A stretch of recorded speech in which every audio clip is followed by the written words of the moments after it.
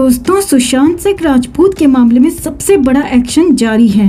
रिया चक्रवर्ती, जो कि इस पूरे खेल की मास्टरमाइंड है, अब उसे मुंबई की भाईखला जेल शिफ्ट किया गया है। लेकिन इससे पहले मंगलवार की पूरी रात रिया चक्रवर्ती की एनसीबी के लॉकअप में कटी और एनसीबी सूत्रों से बड़ी खबर ये है दोस्तों कि यहाँ भी रात में रिया चक्रवर्ती ने खूब तमाशा किया। कभी खाने को लेकर नखरे दिखाए, कभी बेड को लेकर, कभी रोने लगी तो कभी रात में ही जिद करने लगी। यहाँ तक कि शौविक चक्रवर्ती को बीच में लाना पड़ा। जी हाँ दोस्तों, रात भर रिया चक्रवर्ती का तमाशा चलता रहा। तो कैसी कटी रिया की पहली रात लॉकअप में, आपको बताते हैं। क्योंकि रिया चक्रवर्ती को खुद अंदाजा नहीं था कि उसके साथ ऐसा भी हो सकता है, और इसीलिए रिया मानने को तैयार ही नहीं थी कि वो लॉकअप में है, हिरासत में है। तो अब जब ये चुड़ैल सलाखों के पीछे पहुंच चुकी है, अब इसे समझ आ रहा होगा कि बुरे कर्मों का अंजाम भी बुरा ही होता है। शायद अब इसे एहसास हो कि इसने उस शख्स के साथ कितना बुरा किया जिसने इसे तन मन धन से चाहा, और इस डायन ने उसे ही धोखा दिया, जहर दिया, उसकी जिंदगी छीन ली, हंसते खेलते परिवार से उनका इकलौता बेटा छीन लिया, 4 बहनों से उनका छोटा लाडला भाई छीन लिया, और अपने भाई पर जरा सी आंच आई देख ये पगला गई और अपने सारे गुनाह, सारे पाप एनसीबी के सामने कबूल कर लिए। तो ऐसे में अब बस हम यही उम्मीद करते हैं दोस्तों कि सीबीआई भी इस पर सुशांत को लगे आरोप साबित कर दे और ये जेल से बाहर निकल ही न पाए, और यहीं से सीधा तिहाड़ जेल पहुंचा दी जाए और वहीं जिंदगी पर चक्की पीसती रहे। तो अगर आप यही चाहते हैं दोस्तों, तो इस खबर को ज़्यादा से ज़्यादा लाइक और शेयर कर अपना सपोर्ट दिखाएं। सुशांत के इंसाफ की मुहिम में हमारा साथ देने के लिए हमारे चैनल को सब्सक्राइब करें, हमारी ताकत बने और सुशांत के इंसाफ के लिए दुआ प्रार्थना जारी रखें। सुशांत की मुहिम को बिल्कुल न छोड़ें, क्योंकि सुशांत को लेकर अभी बहुत कुछ होना बाकी है दोस्तों। तो मंगलवार को दोपहर के बाद रिया चक्रवर्ती को अरेस्ट कर लिया गया। उसके तुरंत बाद साइन हॉस्पिटल ले जाकर रिया का मेडिकल भी करवाया गया और फिर वापस एनसीबी ऑफिस लाकर वीडियो कॉन्फ्रेंसिंग के जरिए रिया की कोर्ट में पेशी हुई। एनसीबी ने रिया की रिमांड नहीं मांगी और कहा कि वो रिया के बयानों से संतुष्ट हैं, और 14 दिन की जुडिशियल कस्टडी मांग ली और कोर्ट ने भी इसे मान लिया और रिया चक्रवर्ती को 14 दिन की न्यायिक हिरासत में जेल भेज दिया गया। लेकिन कहानी सिर्फ इतनी नहीं थी दोस्तों, क्योंकि इसके बाद रिया के वकील मान शिंदे ने बेल की अर्जी लगा दी, जिस पर लंबी सुनवाई होती रही। रात करीब 11:15 बजे कोर्ट का फैसला आया और रिया की बेल खारिज कर दी गई। यानी रिया को अब 14 दिन सलाखों के पीछे रहना था। लेकिन रात ज्यादा हो गई थी, तो इसीलिए रिया चक्रवर्ती को एनसीबी के दफ्तर में ही महिला लॉकअप में रखा गया। तो रिया को सीधे इन्वेस्टिगेशन रूम से लॉकअप में लाया गया। एनसीबी सूत्रों के मुताबिक रिया चक्रवर्ती को रात के लिए 2 कंबल और 1 चादर दिया गया, जिन्हें ओढ़ना भी था, बिछाना भी था, और रिया को कोई बेड नहीं दिया गया, बल्कि रिया को अपनी रात जमीन पर ही गुजारनी थी। रात भर जमीन पर ही सोना था। रात करीब 11:30 बजे रिया मैनुअल के मुताबिक रिया को खाना भी दिया गया। खाने में 4 रोटी, दाल, सब्जी और थोड़ा सा चावल भी दिया।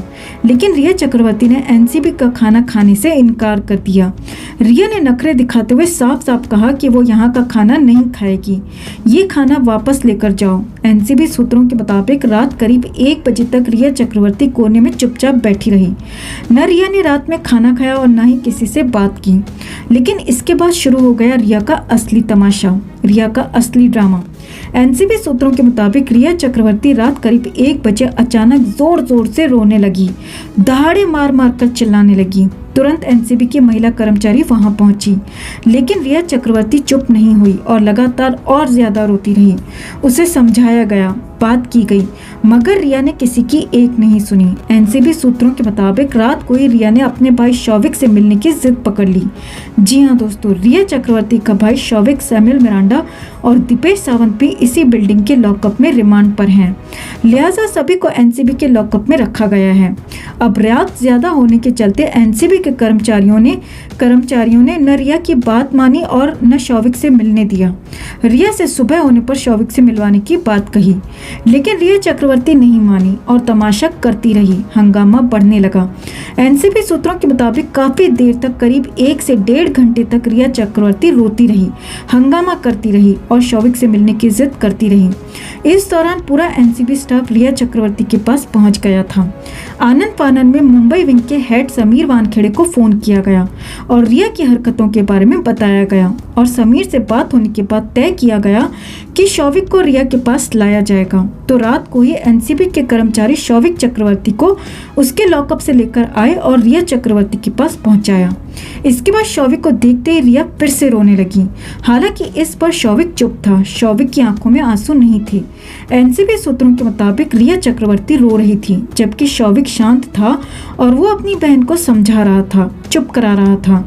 करीब घंटे पर तक शौविक चक्रवर्ती और रिया लॉकअप में एक दूसरे से बातें करते रहे, एक दूसरे को समझाते रहे और एनसीबी सूत्रों के मुताबिक इसके बाद भी रिया चक्रवर्ती रात भर नहीं सोई। वो जगी रही, बस एक कोने में चुपचाप बैठी रही।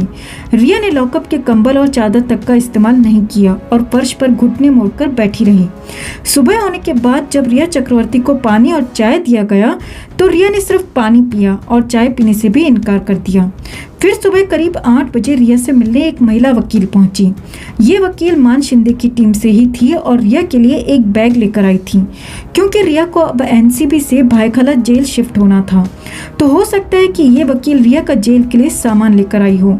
और फिर सुबह करीब 10 बजे एनसीबी की टीम रिया को लेकर भायखला जेल के लिए निकल गई।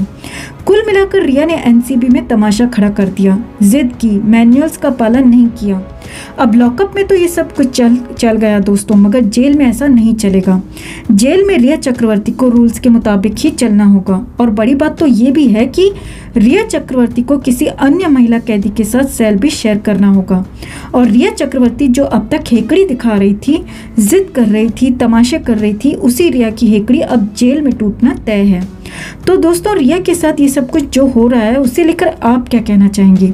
अगर आपसे कहा जाए कि रिया को सजा देना आपके अधिकार में है, आप उसे सजा दे सकते हैं, तो आप उसके लिए क्या सजा तय करते दोस्तों? कमेंट में ये भी जरूर बताएं। जस्टिस फॉर सुशांत के लिए इस खबर को ज्यादा से ज्यादा लाइक और शेयर जरूर करें। हर अपडेट के लिए बने रहें हमारे साथ, क्योंकि आप हैं तो हम हैं।